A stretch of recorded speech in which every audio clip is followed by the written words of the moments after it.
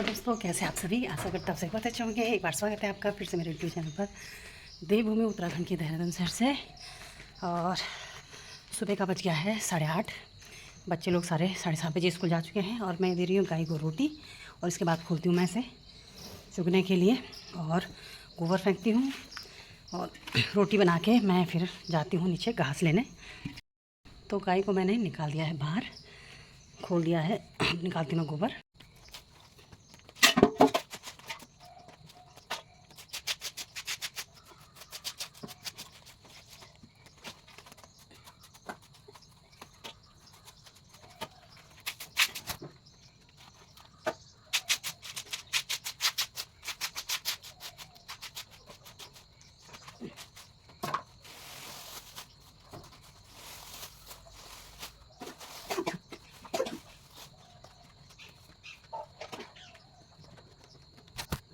निकाल के मैं अंदर आ गई हूँ, अब बनाती हूँ रोटियाँ।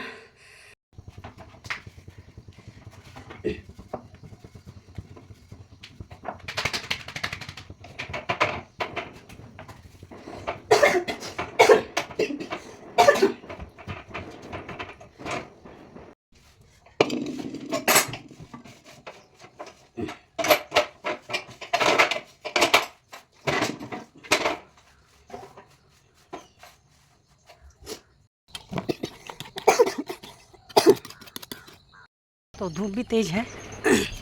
आ गई हूँ मैं घर से आगे अपने खेतों में, घर के पास जो खेत है हमारे। और यहाँ पे एक आंटी का दूध है, उन आंटी का दूध भी रख देती हूँ मैं दीवार में, ये मेरे यहाँ पास है। ये पेड़ पे जा रखी है हमारी तोरी की इतनी बड़ी बेल, देखो कितनी बड़ी है। हमारे कद्दू लग रहे हैं अब जब बरसात थोड़ा ख़त्म हो गई, ये छोटा सा एक लगा, एक ये है प्योर ऑर्गेनिक यहाँ पे लगा हुआ है, कम दिख रहा है।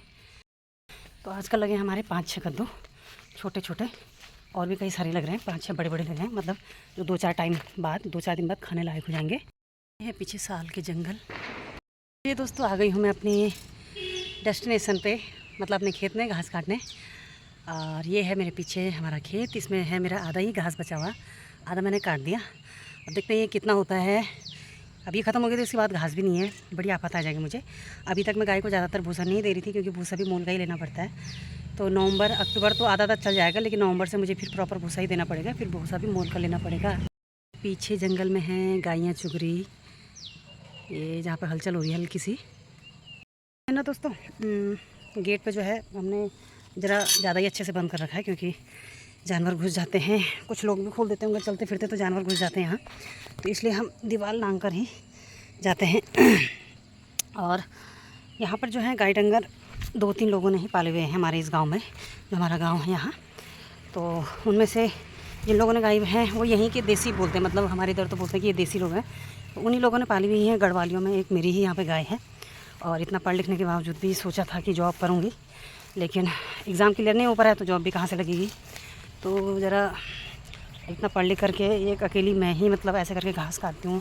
लोग अपना पूजा पाठ, नहाने धोने, ये वो करने में लगे रहते हैं, और मैं आ जाती हूँ ऐसे घास काटने। तो बुरा भी लगता है थोड़ा सा, रोड पे आप सर में बोझा लेके चल रहे हो, जब कोई नहीं, सब करते हैं तो उतना बुरा नहीं लगता, वो ज़रा अजीब सा भी नहीं लगता। लेकिन अकेला आदमी, क्योंकि और लोग जो काटते हैं घास वो शाम को काटते हैं छाया में, लेकिन मेरा ये रहता है कि सुबह एक बार घास का काम निपटा दो तो थोड़ा आराम रहता है, मतलब टेंशन फ्री रहता है इंसान। तो इस धूप में थोड़ा अजीब सा भी लगता है, बुरा भी लगता है, पर जो भी है काम तो करना ही है, मजबूरी भी है और करना ही करना है। क्योंकि इसके अलावा फ़िलहाल ऑप्शन तो है कि टीचिंग करने जाऊँ प्राइवेट स्कूल में कहीं। गवर्नमेंट जॉब नहीं लगती तो प्राइवेट तो मैं कर ही सकती हूँ जैसे और लोग कर रहे हैं, लेकिन मैं वो भी नहीं कर सकती क्योंकि मेरे हस्बैंड भी इसके पक्ष में नहीं है। क्योंकि कहीं ना कहीं उन्हें लगता है कि मेरे पापा हैं, उनको कौन देखेगा, ये है सो है, काफ़ी सारी चीज़ें हैं। और नाश्ता जो है मैंने रोटियां सिर्फ ससुर जी के लिए बनाई और अपने लिए नहीं बनाई, क्योंकि मेरे लिए कल रात का दलिया बचा हुआ है।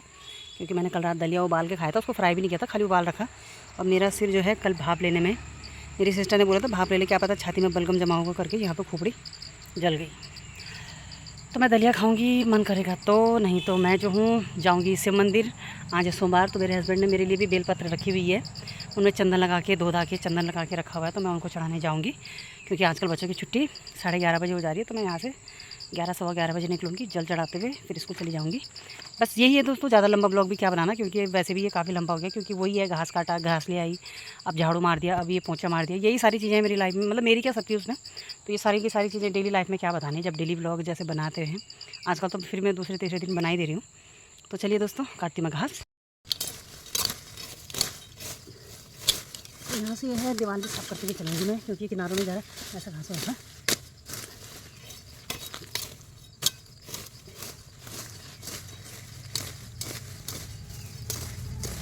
वैसे तो असोज का महीना बहुत हार्ड होता है, गाँव में तो अब लोग घास काटने लग गए होंगे जंगलों में, गाजियो बोलते हैं उसे हमारी लैंग्वेज। हमने भी बहुत काटा है, बहुत ज़्यादा, बहुत ही ज़्यादा गाजियो काटा है हमने भी। एक स्वेटे पे लेके आते थे, तब जाकर के 7-8 किलोमीटर स्कूल जाते थे पैदल। आजकल 5 बजे उठ के चले जाते थे जंगल घास लेने, सूखा हुआ घास। माँ एक दिन पहले बांध के रख देती थी, 20 तो कम ही बोले मैंने, 24-25 पूले लेके आते थे हम लोग भी स्वेटे पे, तब जा कर के भूखे प्यासे स्कूल जाते थे। तब बोलते ना पुराने लोग कि आजकल की बहुएं काम नहीं करती, लेकिन जैसे अगर मैं औरों की बात नहीं करूँगी, अपने माँ बाप की बात करूँगी, लेकिन उन लोगों ने कहीं ना कहीं तो खैर फेस तो किया है हम लोग बच्चों के लिए। लेकिन जितना आजकल करना पड़ रहा है, बच्चों के नखरे उठाने पड़ रहे हैं, बच्चों के ही पीछे लगे रात दिन, तो कहाँ से मतलब आजकल की बहुएं पहले ज़माने की औरतों की तरह काम कर लेंगी। पहले बच्चों के साथ आदमी इतना एंगेज नहीं होता था जितना अब होता है। तो काट दिया मैंने घास थोड़ी सी, थोड़ा मैं घर के ही पास काटूँगी शाम को, मौसम ठीक रहा तो।